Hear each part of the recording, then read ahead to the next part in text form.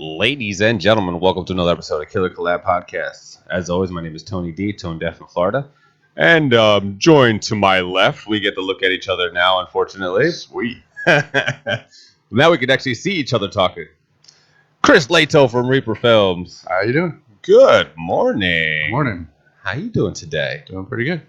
All right, we got a nice, fun-filled plan out for you guys today. Being August, what is it, August 3rd, we figure that everyone's probably seen a good amount of movies in the past 7 months. I believe Chris, with an abundant amount of time, I think you've had an opportunity to see some movies this year. You know? I've seen a few. Oh, yeah. I'm really curious of what's left of the year, what we have left in the... I'm excited about a lot of stuff coming up. Yeah. Starting with this Friday, Suicide Squad. Yeah, I want to see. I want to see the polka dot man. Yeah. I want to see that. I want to see Starfish. It looks really good. It looks better than the last one, that's for sure. Was it James Gunn, right? Yep. I definitely want to see that. I like what James Gunn does and what he brings to the table. And I like how to see his mind at work. Right. It looks like there's always something going on the screen. There's very little downtime. Even when you see like Galaxy of Guardians of the Galaxy, there was always something going on. There was never any lull, like when he was putting it on. So I'm expecting it's gonna be like pop, pop, pop, pop, pop, like. Yeah, I'm sure it is. Yeah, and it's rated R too, which is cool. Yeah, and then the introduction of all the new characters, because a lot of people are not gonna be too familiar with a couple of them. King Shark. Well, I've known King Shark forever, but yeah, like Polka Dot Man. A lot of people don't know about the Polka Dot Man. It's just. I'm excited to see that and see people's reaction to it. Yeah. Because a lot of people think that's just a lame person. Right. A lame character. I guess we'll see. Yeah. But I like the actor who's playing the Polka Dot Man. Yeah. And then you got Don't Breathe 2 the following week. The first one was really good. Yeah. And then you got Candyman. Yep. Can't wait for that. Halloween later in the year. Definitely that's on my calendar. Definitely cannot wait. I'm watching that like opening night. Right. I've just been such a big Halloween fan from day one. Like from the first time I ever saw Halloween 1, I was just hooked. Yeah, it's my favorite movie. Yeah, the original. Yeah, absolutely. Like I've been hooked since day one. So I was probably like 8-9 years old when I saw Halloween 1. So It's just something I've always been like. I just love the tones. I just love the whole atmosphere that Halloween has, and it's very nostalgic. When I watch the newer ones, they put a lot of the old elements in it, but they don't. They can't mastermind what he did in the first movie. Yeah. But they add the elements to some of the movie, just not, they don't pull the rest off. But what they do when they give an ode to the original, that's something I always like the nostalgia about it. Right. That's the only thing I like about the sequels. the couple of the sequels like Halloween Resurrection and H2O. There's some elements in there that is very nostalgic, but the movie sucks. Right. So what'd you see this year? So I watched a movie the other when I watched it Friday, I think. It's on Shudder, and it was called The Boy Behind the Door. Okay. And I was kind of excited. I watched the trailer probably a month and a half ago, and I was kind of excited to see it. So I watched it. I ended up getting Shudder just to watch it. Now, what's the cost for that? It's like $5.99 a month. It's not much. And it's all horror movies. So the movie's about these two kids that get kidnapped. Like right at the beginning of the movie, they're playing in a field together, and they're best buddies. And I think they're probably 11, 12 years old. Mm-hmm. And somebody kidnaps both of them. One takes them in the house, and the other one they left in the trunk. Well, the movie was like a great idea, and they did a lot of things right. But they did a lot of things wrong too, and it was just like some of the choices the kid was making and stuff was just weird. And you're just kind of like, most horror movies you go like, hey, go up the stairs. Why are you going that way? But this was like on another level, like. But it was kids though, so yeah, they were kids. But you wouldn't necessarily make them think that they would do the Well, here's an example. So there's a person's dead in the kitchen. Like he goes in the house to try to save his friend. And I'm trying not to give too many spoilers, but he gets back in the house. The kid gets out of the trunk, goes in the house to try to save his friend, and there were two people in the house. One of them left. He saw them leave, went back in the house, and then the other person was in the kitchen, and stuff happens. There's blood all over the floor, like a huge puddle of blood. And the person that left came home and was like going through the house doing stuff. He didn't know, obviously the person didn't know he was in there. So the kid starts trying to clean the blood up. Like he gets the body and pulls it out of the kitchen, and he starts cleaning the blood up. And he used 3 dish towels and cleaned all of this blood up. And I was just like, and literally cleaned it all up in like a minute. And I'm just like, I don't think so. I can't even clean a wet spot in my bathroom with 1 towel. I know, right? It was just so weird. He had 3 little like hand towels, little dish towels. And he cleaned up all the blood. And cleaned all the blood up. And there was like none left. Flag on the play. No stains, nothing. Like it was crystal clear. And I'm just like, that's a weird choice that the director made to do that, Yeah. It was just kind of weird. But there was just a lot of stuff like that throughout the movie that just kind of bugged me. I gave it like 6 out of 10 because the kids were like really good. Like the acting was awesome. Yeah, I tell you what, the plot was cool. I'll tell you what, the child actors nowadays have a lot more training than what they used to have. When they used to have, they were like, ooh, light. Yeah, they were really good. The kid actors are very highly trained now. Like when you have those big movies or just like a lot of the movies, the kids are really trained. I think it says a lot about the parents because they just want, you're going to do movies, you're going to do commercials. Yeah. Take these classes. Like, I mean, I guess it's like the new soccer mom, I guess. Yeah, right. Like not a lot of kids are playing a lot of sports now. Yeah, take them to acting class instead of soccer practice. Yeah, pretty much. I think that's what's, why these kid actors are so good. Look at the Stranger Things kids. Look at the kids from It. Look at the like they're phenomenal. Phenomenal. I like the worst child actor I've seen probably in the last 10 years was actually when Hayden Panettiere was a child in I Remember the Titans.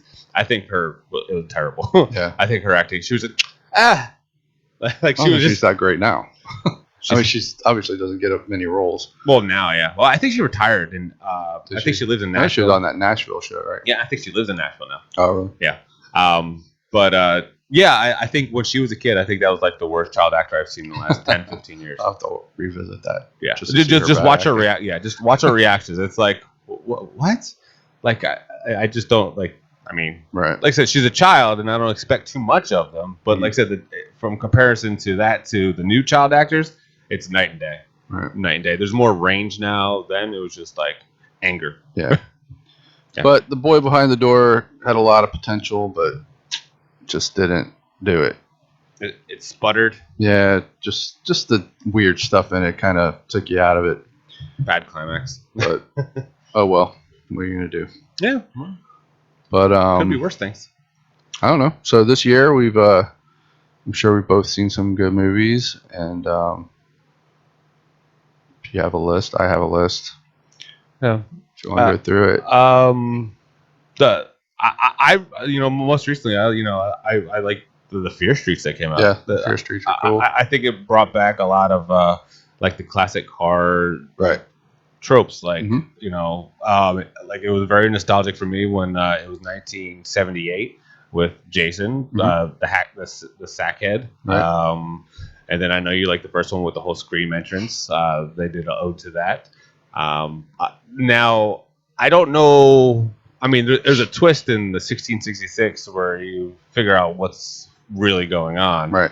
But I don't necessarily like the story. Like, I don't like I like the original, what it was supposed to be. I think I prefer that. Yeah. Like I like what they made you think what it was. I think I prefer that compared to what it really was. That's usually the case. Yeah. So, I mean, without giving too much away, like I said, what you think is happening should be happening. Right. Like in my mind, I think that's what should be happening and should be the climax of the movie, and not where they take you, not the left turn that they take. Yeah. it was just it just really. I mean, I'm not gonna say it took me out of it, but I just kind of turned me off to the story writing. I was like, The things I like that they did good was, again, the homages were great. The gore and effects were really good. Yeah. The story was okay. I mean, I didn't think it was anything great. It was all right. Yeah. And some of the characters I didn't really care for either. Like I didn't really care for the lead girl. Okay. I didn't really care for her much. But there were some other characters that were good. But yeah, I mean, some of the kills were cool. Oh yeah, the bread machine, Mhm. that was awesome. Mhm. But I don't know. I thought it was cool. It was a cool idea to have a trilogy, released a week after each other. It was pretty neat. I don't know how they made up money that way. I have no idea. I don't know how they made money with this movie. I don't know. Netflix must have gave him a lot of money. Yeah. I mean, it's R.L. Stein. I'm pretty sure he sits on beds of money. I'm sure he does. So yeah, I mean, I don't know if he was necessarily did it for the money or for the genre. I mean, it definitely did good genre service. Right. It was something that we definitely needed. But like I said, the story kind of weak for me. It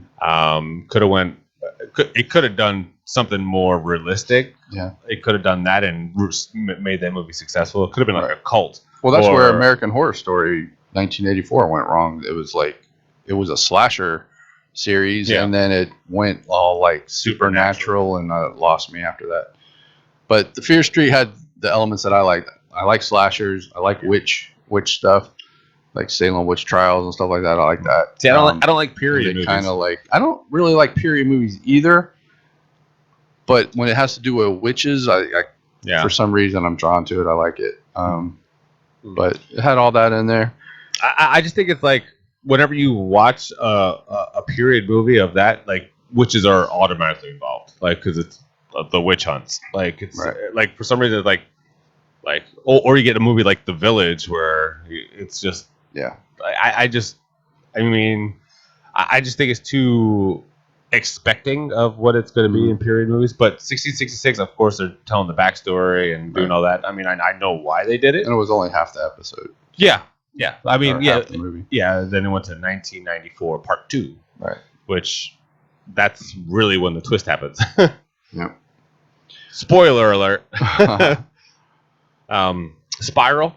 Spiral was cool. Spiral was a good one. Chris Rock, I think his performance was amazing. Yeah, he was great. I've loved him since CB4. Like I think he's just from his stand-up comedy to going into an acting comedy, and then now doing a little bit more serious roles. Yep. And like I just think he's probably a very well-rounded actor. He really surprised me in that movie. He had comedy in it too. I mean, it wasn't just like an all serious role. Yeah.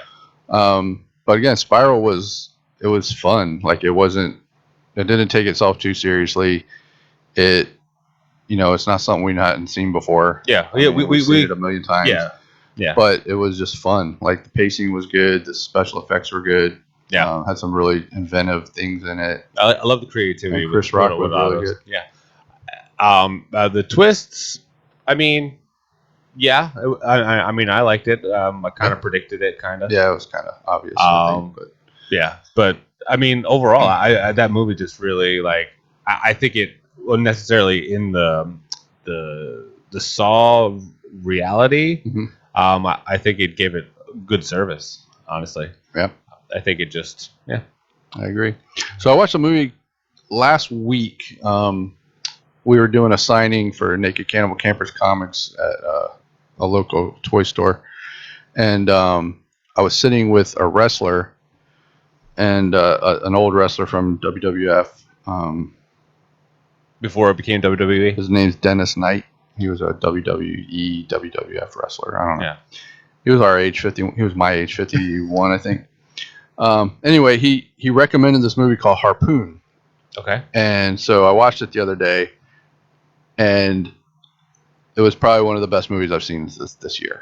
Really? Low budget. I mean, the movie was basically 3 people on a boat, and fantastic movie. Was it a little boat, a big boat? It was just like a regular fishing boat, like a fishing boat that's got like a little galley. It wasn't like huge. I mean, I'd say it was maybe 25, 28 foot. I don't know. Yeah. But It was so good. Like, it kept you on the edge of your seat. Some of the stuff that happened, and you're just like, oh my god, it was crazy. The dialogue was on point. The way they made it was on point. Like, it was so good. Was like, it was it modern? Yeah, it was. I think it was made 2 years ago. Oh, okay. 2019, I think. Okay. But it's basically right at the beginning of the movie. There's a kid. I mean, they were probably early 20s, I guess.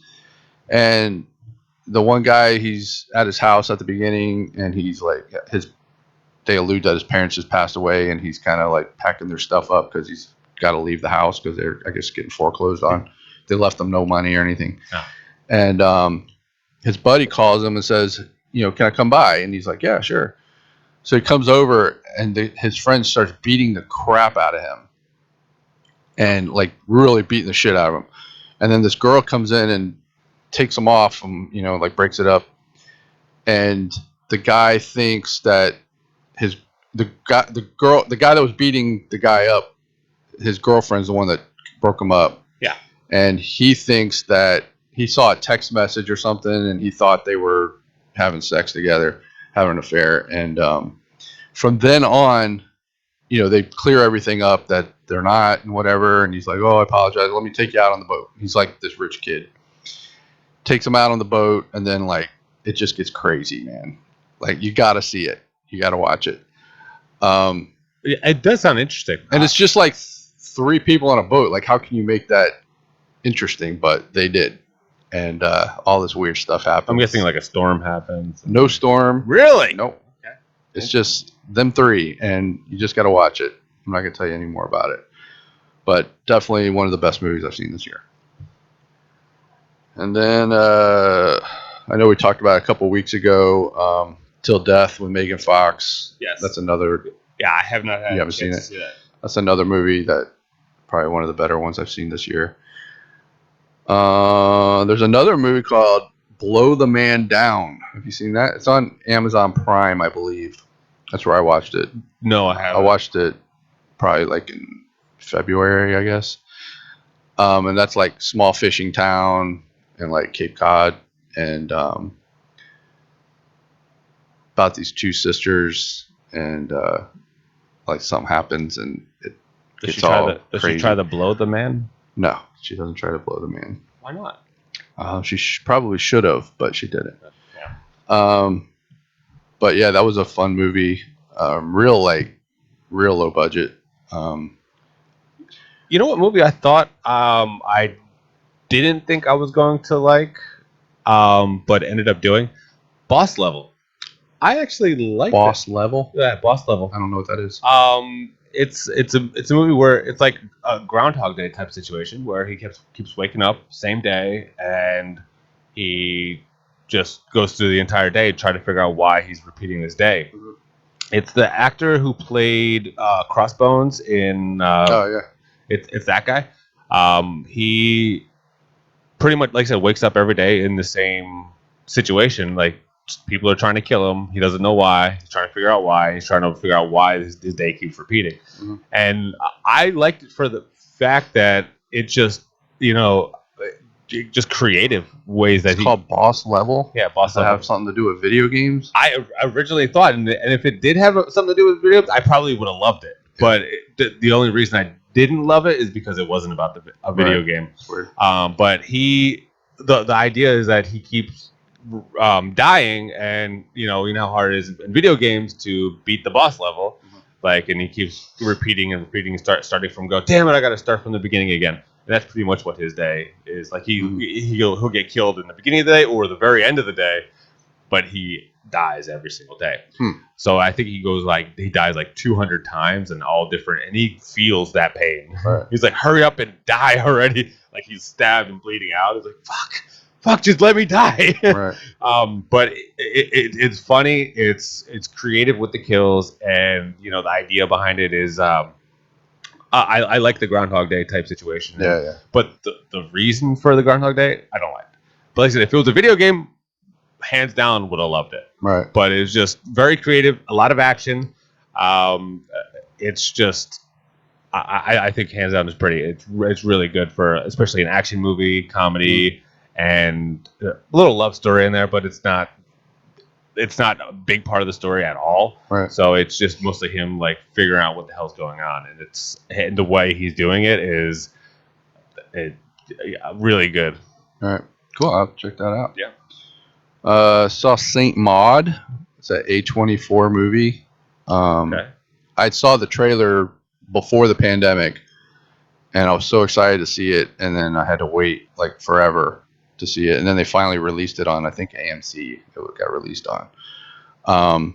Real trippy movie. I don't know if you like A24 movies. They did It Follows. They did Uncut Gems. They did Hereditary, Midsommar. Yeah, with It Follows, that movie did so well in disguising like What it was. Yeah, well, not only that, but like you didn't know what time of year it was. Yeah. One second. It was a weird movie. It's actually on right this second on Pluto TV. Right. I like the story of it. So basically, the filmmakers made this movie and they released it in L.A. and New York. Okay. In theaters, and that's the only place they released it in theaters. And they were supposed to release it the following weekend on streaming. And it got such a huge buzz that they ended up pushing the streaming date back and released it all over the country. And it made a ton of money. I mean, it had I think the budget was like almost not even $1 million, I don't think. And they made a ton of money over the next 3 weeks at the theaters. And it's just different. It was a cool movie. Yeah. You didn't know what time period it was. Like she would pull out a they cell didn't phone have cell phones, but the girl had some like weird shell case reader or something. Yeah, it was so weird. And then one scene she'll be in the pool, and then next scene she's with a winter jacket and breathing cold air. Like what? And then some of the cars didn't make any sense. Like there were no modern cars. Like they were all like 70s and 80s cars. Yeah, it was like, a weird movie. Set in Detroit, so I don't know if that's what Detroit's really like. But I don't know. I haven't been there in depressing 15 years. But that's a great movie. Anyway, Saint Maud is a real trippy. It's like it fits right in with A24 movies. It's not as good as It Follows, of course, but it was pretty entertaining. And most A24 movies are super slow moving, slow burns that have a payoff, unless it's It Comes at Night. That one had no payoff, which is another A24 movie. But I don't know. Saint Maud was cool. Check it out. It's really weird. Yeah. It's about this lady that is she gets hired to take care of this old actress that's dying. I think I've seen this. Yes. I think I did see that. I know which one you're talking about. Yeah. And then she's also like getting married or something. Or no, she's real religious, and the lady starts like trying to pawn all her beliefs off on her, and she gets kind of nasty to her, and the lady starts like hurting herself. Yeah. And it's pretty trippy. Yeah. And the end, you're just like, what in the hell is going on? Actually, we'll talk about it after. I don't want to give any spoilers on it, but I did see that, and the end, the payoff is it's a pretty good payoff. Mm-hmm. I mean, it does kind of throw in some supernatural, but it is what it is. But it definitely didn't do it to the point where it was like took you out of it. It kept you in there the entire time. You have an idea what's going on and how it's coming to that, but it's not something that takes over the story until you hit the payoff. Right. And so I like the execution on that one. Yeah. Movie I saw Willy's Wonderland. I haven't seen that yet. I keep seeing it and I'm just like, I'll watch something else. I don't know. So entertaining, especially like it does a lot of good service to Five Nights at Freddy. Like it's got a lot of jump scares, but like the animatronics or what they're supposed to be animatronics they're funny. I think it's hilarious. And then you have Nicolas Cage who does not say one word. Yeah, I heard he doesn't say anything. Love it. That's crazy. Love it. It just shows like how his talent. I mean, he's always had talent. he never lost any talent. He just did a lot of crappy movies because he was in a very bad money situation. Yeah. So he just literally said yes to every movie. But he's a really talented actor. I like Nick Cage. Yeah. And that movie, they definitely show his prowess because, like I said, the expression on his face, like I said, no words, but you can see and feel what he's thinking. And that's crazy that that he has no dialogue. No dialogue, and I just love how he just goes through this movie. Like he's not trapped in here with them; they're trapped in here with him, and that just as soon as you hear that, you just like, yeah. Badass, badass. That's funny. So yeah, definitely watch that. It's very entertaining. I mean, it's not going to win any awards or anything, but it's just entertaining throughout. Yeah, definitely fun throughout. Yeah. A good movie I saw earlier in the year on Netflix. I Care a Lot. Okay. It was about the lady that scams the old people in nursing homes out of their money. That movie was crazy. Like, it was really good. It's got what the hell's her name? I can't ever remember. The chick from the Ben Affleck movie where Gone Girl. Okay. What's her name? I can't ever remember her name. Names always escape me, unless they're like big and like I don't know. Anyway. But I can see her face. The chick from Gone Girl. Yeah, we'll just call her that. That works for me.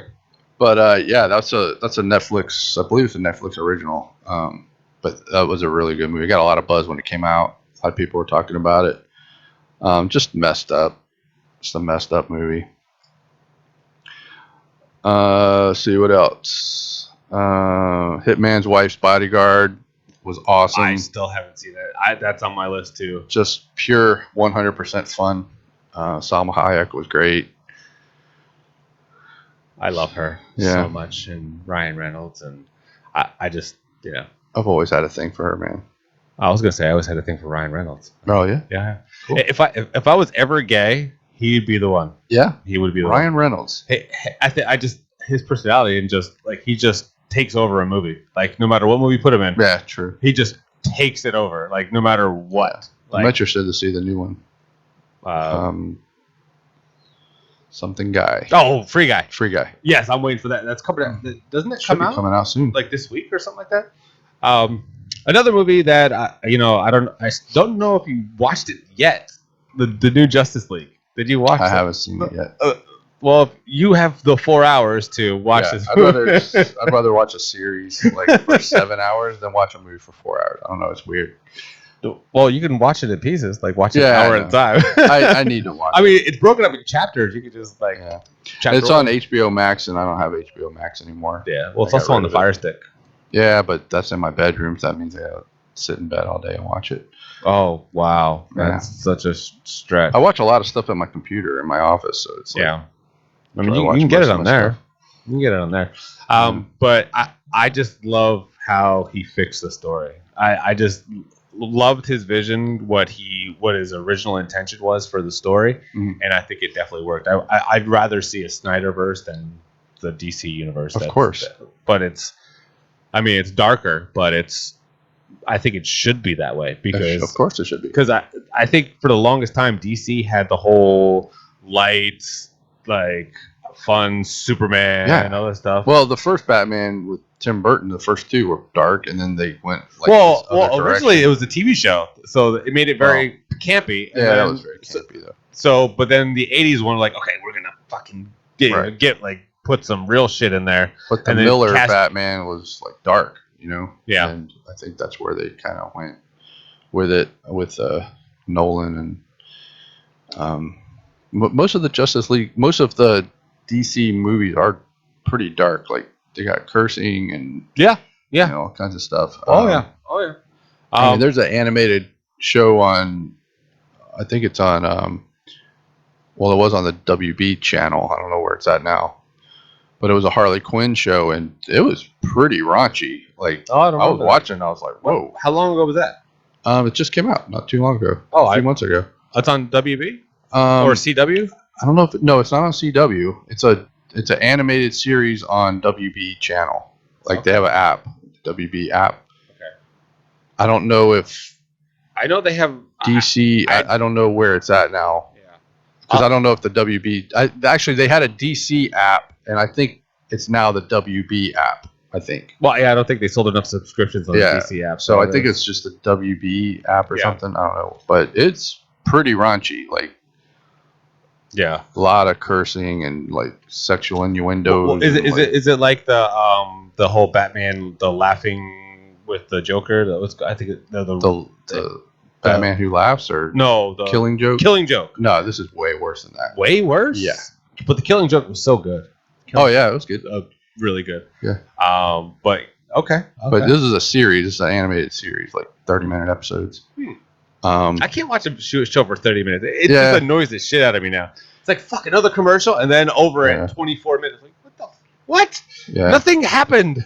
I can't watch a 30-minute show anymore. It has to be at least an hour show. I prefer that. I prefer 30-minute shows. You can watch a whole series in like a day. Yeah, but yeah, if you're binge watching it, but if you're waiting a week for it to come out, like, no. Yeah, I hate that. Like, I'm not like. That's why I don't watch anything till it's all out. All the episodes out, then I'll watch it. I can't wait a week. So you kids don't know how easily and great you have it. Back then, we had to wait a week for the second episode to come out. And if you missed it on TV, you missed it. Tough luck. Tough luck. You got to wait a couple of years for the repeat or the syndication of it. Yep. Yeah, they have no idea how good they have it. No idea. That new that Wrong Turn came out. Didn't Wrong Turn come out this year? Yeah, I didn't like it. I didn't either. But like I said, it was. I mean, it was good to see that his original vision came out. I don't know if it was fully what he wanted, but I don't think so either. But I know the underlining story was what he wanted. All these movies are coming out with woke culture tied into them. You know, women's movement and LGBTQ, whatever else, inclusion. And it's like. It's weird. Me and Sean were talking the other day about it. They got a new Slumber Party Massacre reboot coming out, and we're watching it. We're watching it. I watched I saw the poster that came out. Yeah. For it, and I'm like, oh shit, here we go, Black Christmas again. All the women are standing there and they're holding weapons, and I'm just like, here we go. It's gonna be another women power. Yeah. You know, not that I care about that. I mean, make all the girl power movies you want, but don't take our slasher movies from the 80s and lure us. Well, they got to get butts in the seats. They got to get lure us in with that, and then it's got nothing to do with that. Yeah. I hate that shit. Yeah. And they did that with Black Christmas, and I was so angry when I left that theater.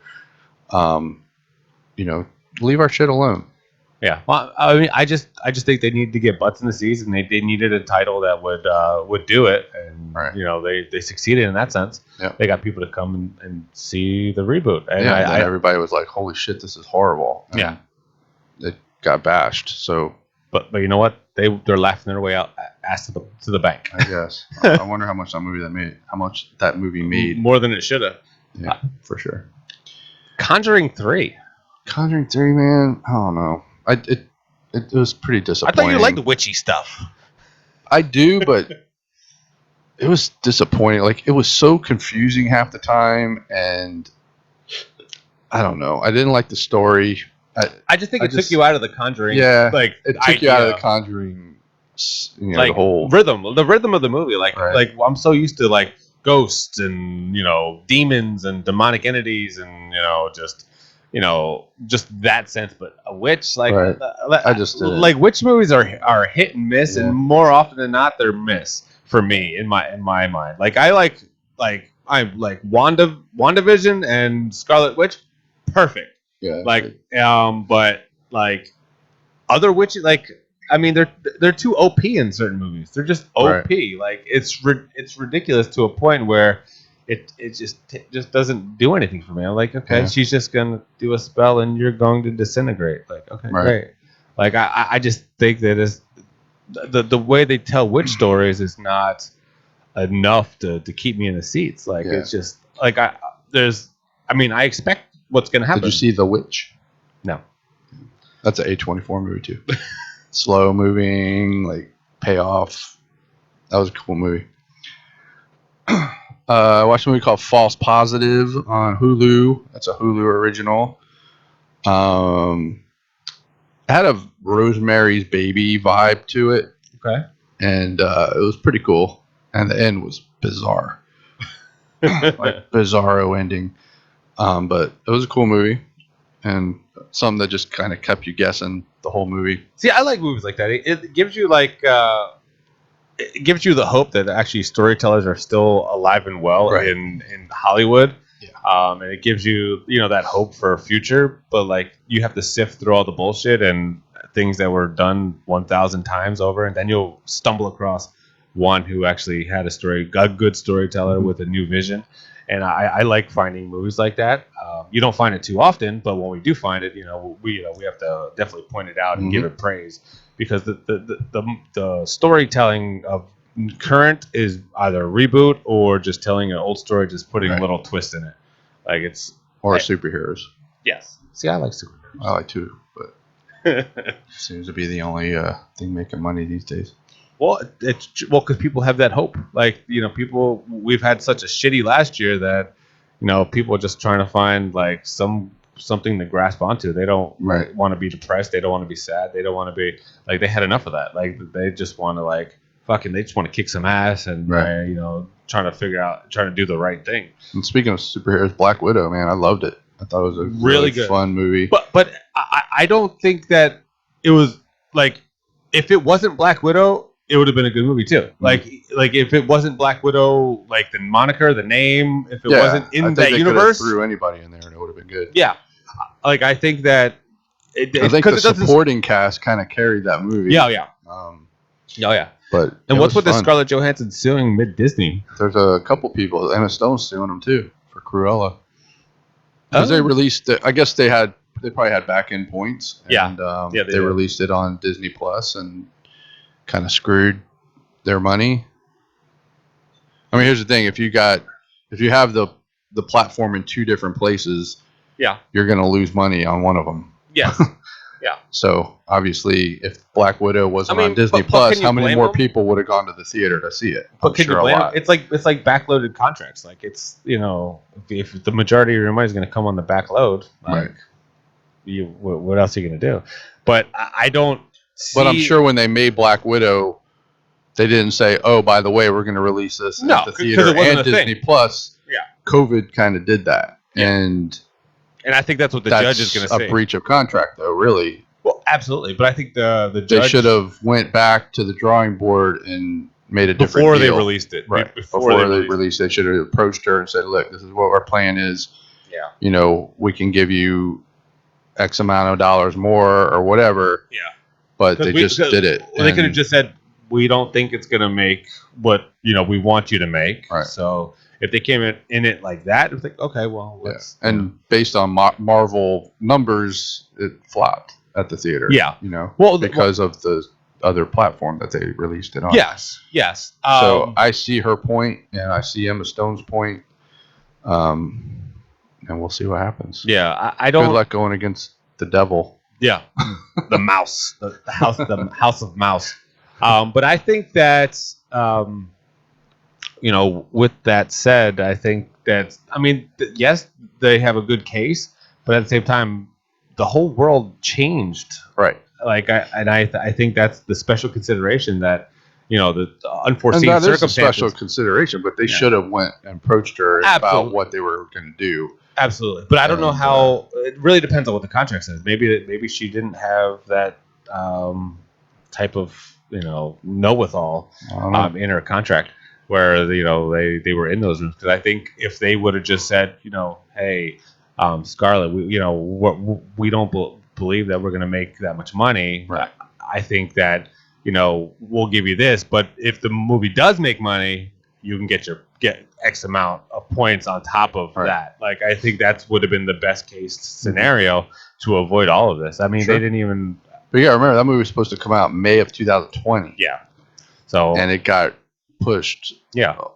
Over a year. Well, but like I said, in that year, the whole world changed. They had to expect some changes. I mean, yes, they should have said something about the changes, but. And not just sprung it on them. But I think that, like I said, she does have a good case. But at the same time, the world changed, and special considerations, Right. unforeseen circumstances. I think that's gonna be a clause in the contract, and I think that's what's gonna hurt him. I'm pretty sure that I can almost guarantee that is it. There's a line in there that says unforeseen circumstances, or Probably. I'm sure Disney covered their ass. Oh, absolutely, absolutely. So I think that same thing with Emma Stone. I think that's I can almost guarantee that's in the contract. Yeah. I think I don't see them. But then again, would her attorney have filed a suit if they didn't think they could win? Most attorneys don't. Well, they you can approach an attorney, and if they have a chance of winning, they're going to take your case. If they don't feel like they have a chance, then they're not going to. Yeah, but think about it, the attorney's going to make money regardless. True. So I think, especially a high-profile case, like one that'll give you recognition and notoriety of. But if you lose, I mean, that's not good. You still get paid, reputation. Right? But you still get paid. Yeah, but it's going to be a pretty penny that Scarlett's going to pay that guy. Oh, I'm sure. And their team, whatever. Right. Same thing with Emma Stone. I don't know if it's the same lawyer, but it's going to be. Speaking of Cruella, what did you think of that? I haven't seen it. Really? Yeah. I liked it to the point where it retold her story and you gave her a little background of Cruella. Yeah. I heard it was really good. Yeah. I'm not a Disney guy. Like I got Disney Plus for the Marvel shows. Yeah. And I was just going through all the stuff they have, and I'm just kind of like, other than the superhero stuff, I'm really not interested in any of this. So I don't know, like the Lion King live action, didn't see it. The Mulan live action, didn't see it. I'm just not a big Disney. My kids are grown up now, and I used to watch them when they were kids, but See, I don't like the live action stuff I like the classic stuff. I don't the live action. I don't think I saw one that I really liked. Yeah. Honestly, that Disney did.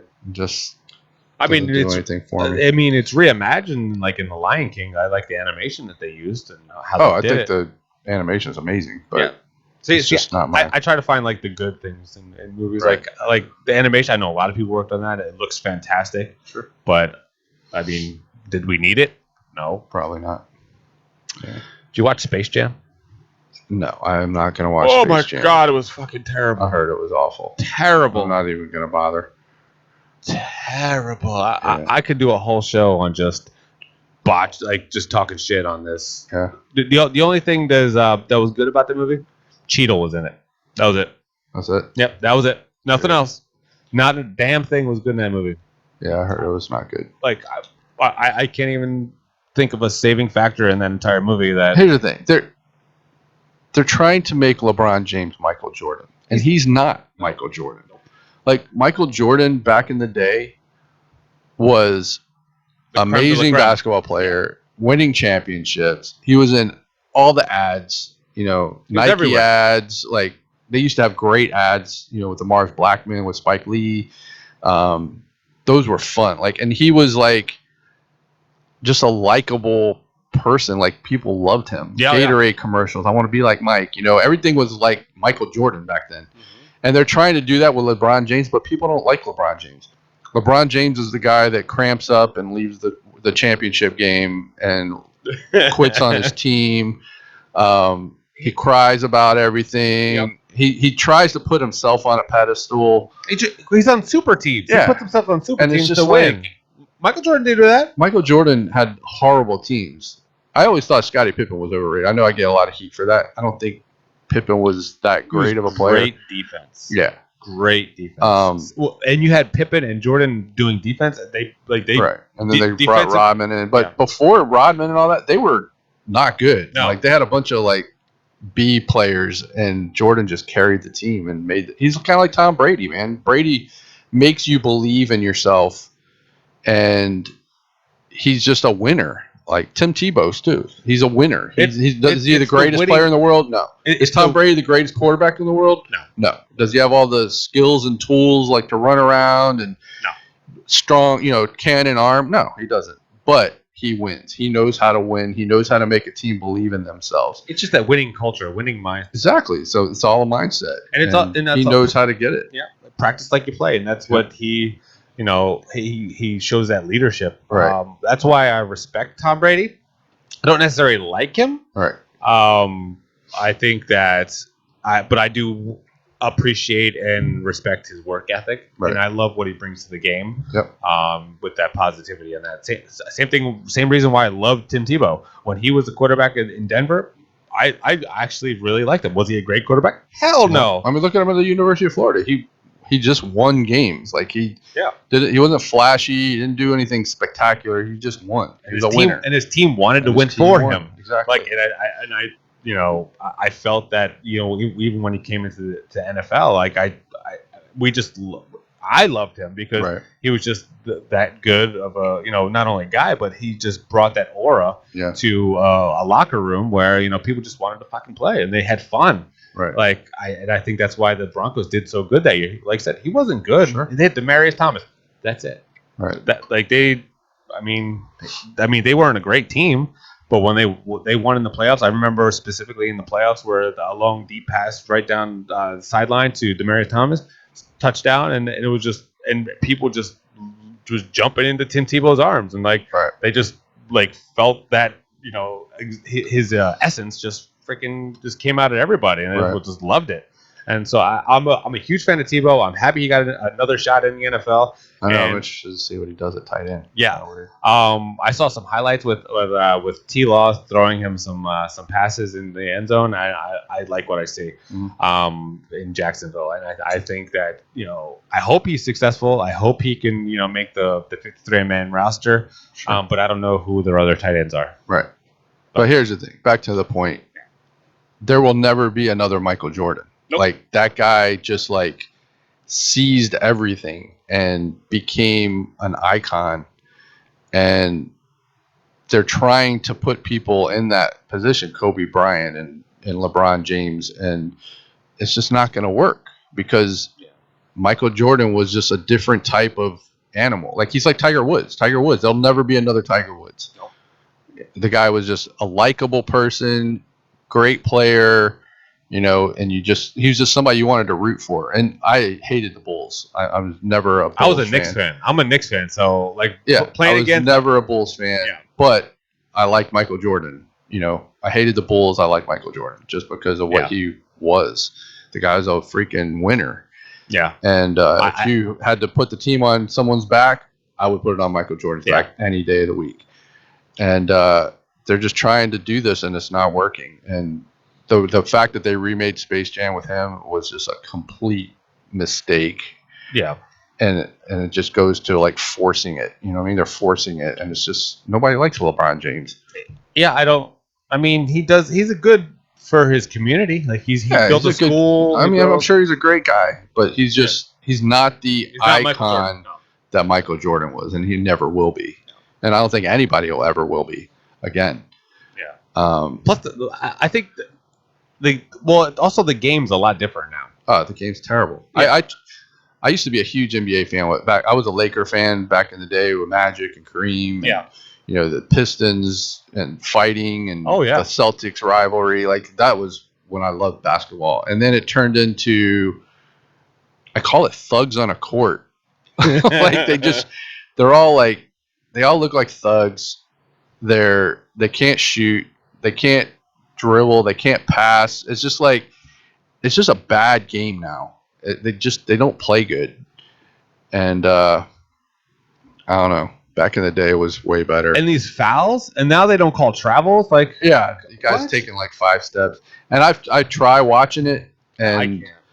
the only player I really like nowadays is Stephen Curry. Like, I like Stephen Curry. I think that guy's an amazing player. He's an amazing shooter. Yeah. Natural shooter. But again, why aren't they trying to force him instead of LeBron James? Why wouldn't they put Stephen Curry? He's a great poster person. Right. He's a great poster person. I think he's right. He's a good-looking guy, family guy. You know, he's a great player. He's won 2 or 3 championships. Like, why wouldn't they put him as in Space Jam over LeBron James? Yeah. I think he's more of a likable player. I agree. I do like Steph Curry. But I did see, I don't know if you ever saw the movie Trainwreck with Amy Schumer. I didn't. I don't like her as an actress. That movie was really funny. Really? It was really funny. I mean, I love her as a comedian. John Cena was hilarious in that movie. Really? But LeBron James was in that. And I was kind of like, oh, man, he's actually not bad. Like he was pretty funny in that movie. Like he was good.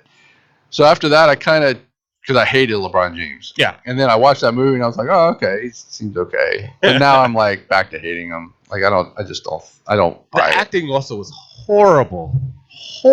Space Jam. Oh my god, yeah. Like It's a shame. I mean, Michael Jordan is not a good actor. Don't get me wrong. Michael Jordan is a terrible actor. Yeah. But LeBron, oh my god, 10 levels down. Jeez. Like it's like looks like he had to read his lines right here, and he was just like reading it as a sentence. No, I don't think we should do that. Like it was so bad. That's terrible. So I think we're spending too much time on Space Jam. Well, only because I hate LeBron James so much. What else did I see? Werewolves Within. That was a cool movie. Werewolf movie had Is that the one with the bait and switch? Bait and Switch. Yeah, with it was. It's got the AT&T girl in it. Oh, that's not the movie that he's supposed to be a werewolf and he's really not. It's just a guy in a costume. Oh no! That was the Wolf of Snow. The Wolf of Snow Hollow. Okay. For some reason, I didn't know there were that many werewolves. Did you see that one? Wolf of Snow Hollow? No, because I heard of that from that ending. I was like, it was actually what wasn't a bad movie. There was some about it. It was just like I started watching that movie and like halfway through it, I was just kind of like, is this supposed to be like spoofy? Like I wasn't. I don't know. That's a good question. I didn't know if it was just bad or if it was just like doing it on purpose. You know what I mean? And then like as it went on, I was just like, okay, I get it now. Like I got it. I didn't get it at first, and then I got it. Yeah. Like halfway through, I got it, and it wasn't bad. It was a pretty good movie actually. Werewolves Within is a movie with this cop comes to this small town. He's like the new sheriff, and the mailman meets him and starts showing him around the town. Okay. And they go into this. I don't even know what it was. I don't know if it was like it was almost like a country club type thing. It was like a restaurant, and it had like if you went in to play golf and you walked into this place, It was like that. Like it had a restaurant and like a little lounge, and it had, it was like a bed and breakfast type place, I guess. But it was like a restaurant. So take a restaurant and make it a bed and breakfast. Like that's basically what this place was. It was like a lodge. Yeah. So they all started, and all these town people, like all these weird people in the town, kind of went to this cabin at the same time, and they figured out that one of them was a werewolf. And it reminded me of Clue, the movie Clue. Yeah. And that's pretty cool. So they're trying to like figure out who the werewolf is and stuff, and then like all this weird stuff happens, and it was pretty fun. Like it was a fun movie. Again, didn't take itself very seriously. A lot of jokes and slapsticky humor, and it was fun. It was a fun movie. And it's got the AT&T girl. I mean, she is so hot. She's sneaky hot too. Oh yeah. Like you don't expect. Well, they cover her up in the commercials. They cover her up, and she still looks hot. Yeah. Like it's like wow. Lily. Her name's Valana Weintraub. Interesting. Vajana Weintraub. I think she's from the Middle East, I believe. Really? Well, her parents are. Oh, I didn't know that. That's interesting. Let's see. And the last one on my list, I got Zola, which was so fun. It was filmed in Tampa, so that was cool for us to kind of see all this stuff and all of Tampa on film, and fun movie. Actually, I want to watch it again. I can't wait for it to come back out on streaming, or to come out on streaming. Yeah. So I can watch it again. I definitely want to check that out because I want to see, that what they do in this local area. Yeah. They have that movie, that Hallmark movie that was filming in Dunedin. Yeah. But I heard it was like a huge production. Like I'm really curious to see. Actually, I'm probably not going to see it because it's a Hallmark movie. Yeah. But I like the bringing of the films to this area, and I think whatever we can draw attention to this area. Yeah. I think that's going to be best for us in the long run. I think that's when I saw that, I was like, wow, okay, big company coming out Right. here, and I thought it was very. And same thing with Lola or Nola Zola. You know, they giving us attention, and I think Mhm. that's going to help us build something that in this area. Right. The only thing with Zola, they kind of made Tampa kind of look trashy. Oh, well, I mean, it was about these girls coming here to strip, to go to work at a strip club, and they were supposed to be guaranteed to make X amount of dollars. Tampa is the capital strip club Oh, capital yeah, of the country. absolutely. So I mean, But we got to show what we're that's good all at, they right? showed. Like they showed like the sleazy motel, and they showed like the strip club, and then they showed like it didn't like it wasn't about beaches and football and nice things. You could say the same thing for like Magic Mike and Channing Tatum. Like he's from here. Like that's literally all the entire Spring Breakers, same thing. Yeah, Spring Breakers. Yep. So, trashy beach motel. Yeah. Yep. Pretty much. Yeah, I did. With me, my schedule has been so ridiculous this past year that I haven't really had a chance to watch any movies except for the ones that we recommended on on our recommendations, which everyone should be watching. I mean, I think a lot of people are watching those videos because I think we were like 10K, like a couple of them. Yeah. So those are really good. So I haven't really been able to do any extracurricular movie watching.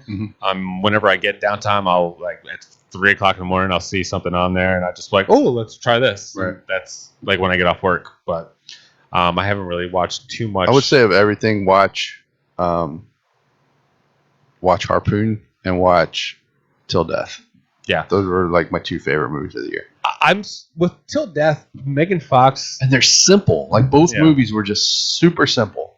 I love simple movies. Like one location. Was it artistic for you? Was there any artsy? No. I wouldn't say they're art. I mean, Till Death was kind of pretty to look at. Like there was some cool scenery and like some of the things that happened. You're like, wow, that's crazy, right? Like some of the shots they got were pretty neat. Yeah. But simple, man. Like two people in a cabin. I mean, that was really the movie. And then this other one's three people on a boat. Like it was super simple, but Harpoon had amazing dialogue. Like the conversations they had and the things that happened were like pretty cool. So Till Death, like two people in a cabin? Till Death, yeah, pretty much. So it's like that honeymoon movie you recommended a couple. No, it's different. Still different. Okay. Like the honeymoon movie was a slow burn. Like it's slow and moving. This one does not move slow. Like it's like right from the get go, you're moving, and there's a lot of stuff happening. Okay. It's just takes place in one place. Yeah. Well, I mean, it's two locations. I'd say the first 10 to 15 minutes takes place somewhere else, and then they go to this cabin. Yeah. It's not even a cabin; it's a house in the middle of nowhere. Yeah. And it's like snowing and stuff. I think it's upstate New York where they go. And it just reminds me of Strangers. All right. I think there's maybe 7 people in the whole cast. But I don't know. I definitely have to check that out. Harpoon and that Till Death. I know Till Death's on my list. But Harpoon, that's definitely a new one. Yeah, Harpoon. Who's really in that? Good. Nobody you know. Nobody? I never heard of any of them. Okay. Yeah, no name actors, 3 people on a boat.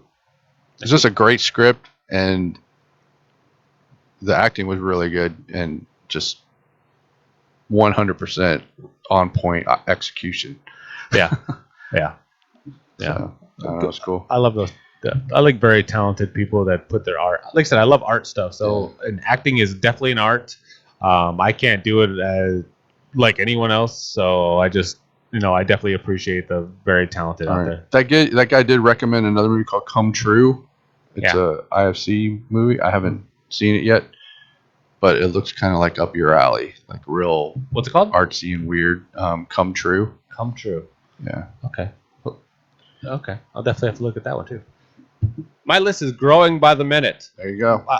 With my now abundance have of all this time. Yeah, all this time. I'm down to one job now. There you go. One job. I had to give myself some brain vacation. There you go. That's what I had to do. Oh, but that'll do it for us for this episode of Killer Collab Podcast. Once again, my name is Tony D, Tone Deaf from Florida, and joined with Chris Lato from Reaper Films as always. Have a great week. Thank you, guys. Stay happy, stay healthy. Have a good one. Bye.